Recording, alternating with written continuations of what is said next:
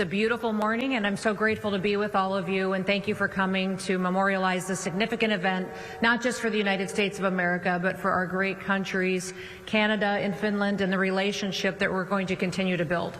And that's what we are, is that we are a people of builders. We have a president that has spent his lifetime and his legacy building things, building relationships and projects and futures with the work of his hands, the legacy of his family, but also with a vision for the future of this country.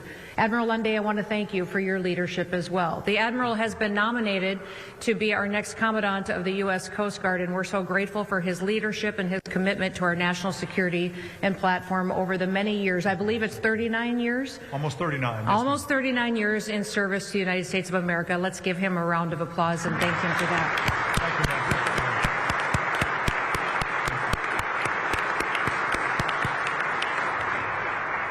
And Congressman Higgins and Congressman Weber, thank you for coming today. You have led with distinction.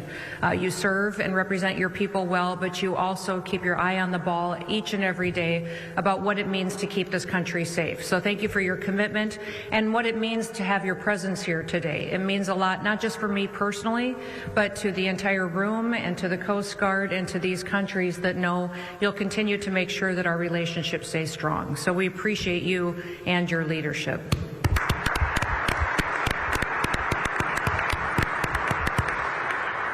And to the Ambassador and Minister, thank you. This is a wonderful opportunity for us to continue to work together and to collaborate for the strength of our countries. As you know, I'm Kristi Noem. I'm honored to be the Secretary of the Department of Homeland Security, and today is not just a great day for the United States of America, but for the entire Western Hemisphere.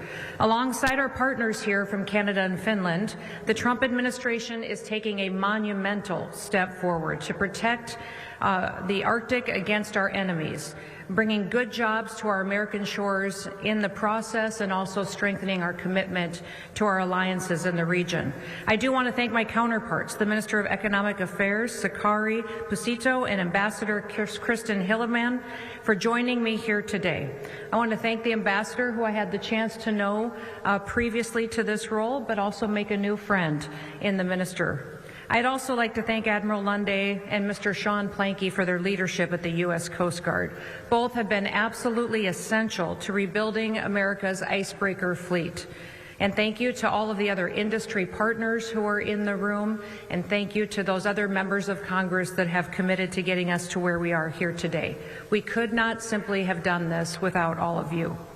Today is a major milestone in the race to secure the Arctic for all of our countries. The Arctic is the world's last, most wild frontier, and our adversaries are racing to claim its strategic position and its rich natural resources for their own. If we give up that high ground, then we will condemn future generations to permanent insecurity, and we're not going to let that happen on our watch. This is what brings us here today. To thrive in the Arctic, we need icebreakers. But if we're going to get those icebreakers that we need to secure our supply chains, and we need to invest in bringing our manufacturing back here home to our American shores. And that's why IcePact is such a big deal. It's not just a symbolic agreement, it's one that is delivering tangible results for all of our countries. It's powering our economies. It's strengthening our collective Arctic defense, and it's bringing us one step closer to rebuilding our icebreaker fleets. America has been in the Arctic region for over 150 years, and now, once again, we're acting together as one under the leadership of President Trump. Already we're seeing the fruits of his leadership, and in August of 2025, we commissioned the U.S. Coast Guard cutter Storis, the first polar icebreaker acquired by the Coast Guard in over 25 years. But commissioning the Storis was just the first step. Thanks to the funding secured by President Trump's leadership and members of Congress that are in this room, we are dramatically expanding our icebreaker fleet. The Coast Guard's polar security and our new Arctic security cutter programs are moving forward full steam ahead. We're working hard to develop, to build, and deploy these critical assets so that we can have our warfighters ready all the time and on record time. And this meeting could not have come at a better time. Soon after the Source was commissioned, Chinese research vessels openly operated in and near U.S. Arctic waters. Their goal was clear. They wanted to test America's resolve. The Coast Guard responded immediately. In fact, we deployed the cutter Healy and a fleet of air assets to the scene, and we escorted those intruders out of our waters. Our rapid response sent a clear message. Under President Trump's leadership, we will defend our sovereignty. And I can guarantee you that President Trump is committed to this mission. In October, he signed a memorandum on Arctic security cutters in the Oval Office, emphasizing the urgency behind delivering these icebreakers to the fleet. An ice pact is going to help us make that happen. By pooling our resources and our expertise, we are going to deliver these vessels on time, and we're going to minimize our costs. Just this year, the Canadian shipbuilder Davies announced a $1 billion investment in U.S. shipyards to build icebreakers right here in America. And companies from Finland are teaming up with American shipyards to deliver new cutting-edge icebreakers. Both efforts are going to continue to create long-term, well-paying jobs for U.S. American-born workers. And on that note, I'm proud to announce the release of the Ice Pact U.S. National Defense Workforce Plan and Development Plan.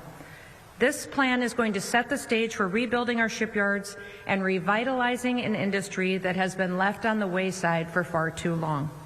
Not only will these workers be able to provide for their families, but they'll be able to take pride in knowing that their work is absolutely critical for American security, for our economic growth, and for Arctic dominance.